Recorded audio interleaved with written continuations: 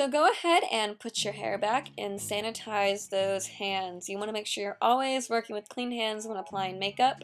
I'm going to go ahead and put on a moisturizing lip balm, so while I'm putting on my face, they will have time to get nice and soft.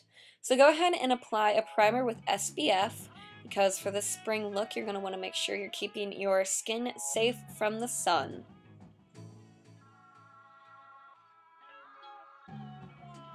Next, I'm going to go ahead and even out my face by using my green concealer in little areas where I have irritation or redness. I have a little bit of seborrheic dermatitis coming out, so I want to make sure I really get that covered up just so I have a nice, even skin tone.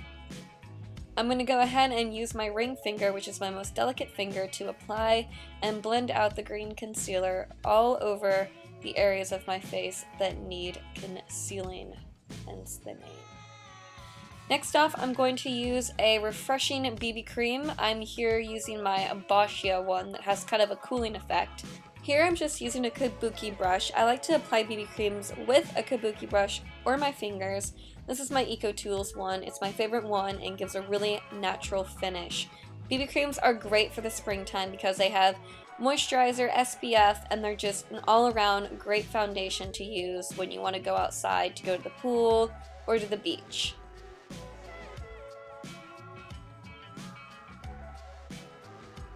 Next off, I'm going to take my True Match concealer and I'm going to go ahead and conceal my dark circles and any other areas on my face that need a little extra love. This is such a great concealer. I absolutely love it. It blends into your skin wonderfully and gives such a beautiful natural finish. So it doesn't look like you've tried to cover up your dark circles. It just looks like you don't have any and that you got hours of rest, which I have not had. Well, kind of for the summer, but we'll say that I haven't. Next off, I'm going to go into certain areas that need a little bit of extra love and cover those up. And then I'm going to take my NARS Radiant Concealer in Vanilla. It's a few shades lighter, so I want to just bring a little bit of light to certain areas of my face, like on the bridge of my nose, under my eyes, and on my chin. It's kind of like a pre-highlighting session. Next up, I'm going to take my big powder brush and my Benefit powder, and I'm going to go ahead and set my concealer. You can use any product that works for you. I love this powder because it is so finely milled that when you do apply it, it just kind of sets into your skin nicely and doesn't have any sort of cakey effect, which is what we are going for with this look. I'm going to go ahead and brush my eyebrows out just so they're nice and even. And I'm going to set my makeup with some sort of setting spray. You can use whatever you prefer. Next, I'm going to take this fluffy brush and my Hydrating bronzer, and I'm going to lightly contour the sides of my cheeks. I don't want to do too intense of a contour because I am just trying to make a fresh spring look. What's great about this bronzer is it has a little bit of shimmer in it, but not enough that it makes you look like a disco ball. So blending away, I'm going to make sure that I have no harsh lines and it just looks like I have just gotten back from being out in the sun and am sun-kissed.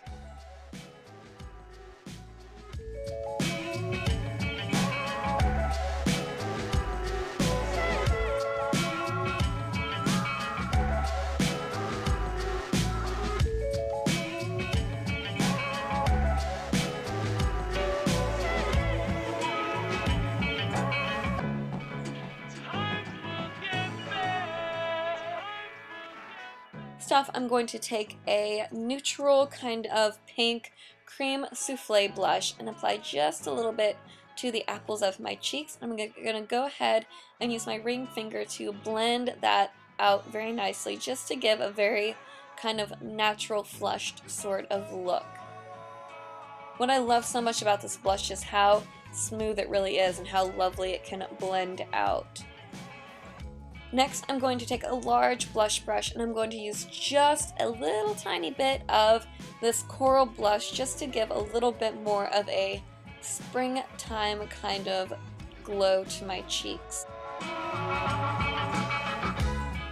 I'm going to go ahead and take a soft shimmering gold highlighter and just highlight the high points of my face just to kind of give it that fresh kind of glowing look. I've said that a lot, but that is what the tutorial is. So You know what I'm going for here, people. So just use a very light highlight. You don't want to look like a disco ball, like I said, just like you have kind of started glistening after being outside.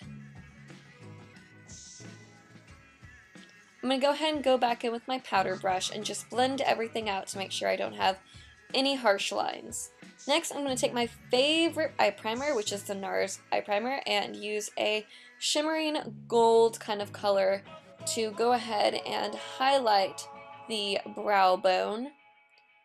I'm also going to take this color and bring it in from the inner corner and kind of work it through my eyelid so it creates kind of a gradient for the rest of the colors.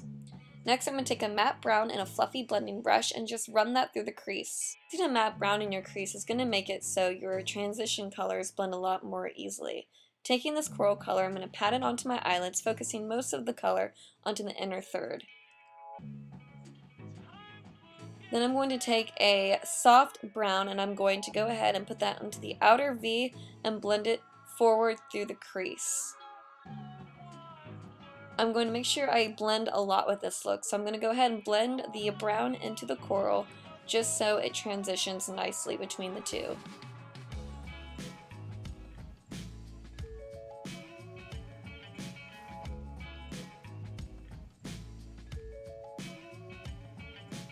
Next, taking that coral again, we're going to bring back any color that might have been lost during the blending. Taking that matte brown again, I'm just going to go over the very top of that kind of chocolatey brown that we added in, just so it transitions nicely. Taking a deeper, kind of more of an espresso brown, I'm going to just put that on the outer third just to bring more depth into this eye look. I'm going to go ahead and blend those together once again.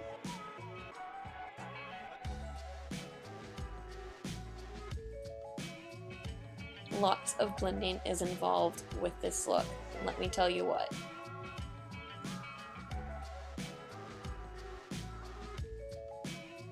I'm going to go in with that matte brown once again and add any colors that might have been lost in the session of all the blending.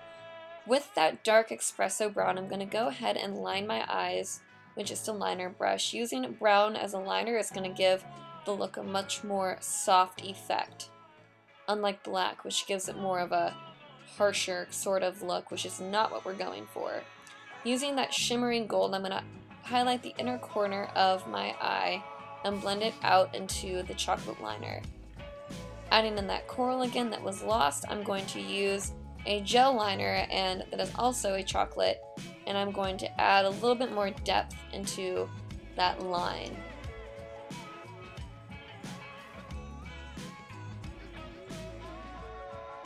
Now I'm going to fill in my brows just using a powder, set them, curl my lashes,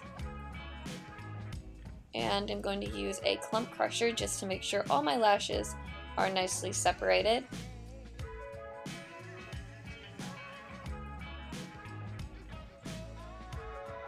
And I'm going to add some fibers. You can either use fibers or fake lashes, whatever is more up your alley with this look.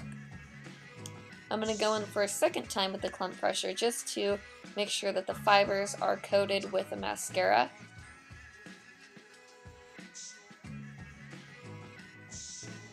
What's so great about these fibers is they add length to your lashes without putting on falsies.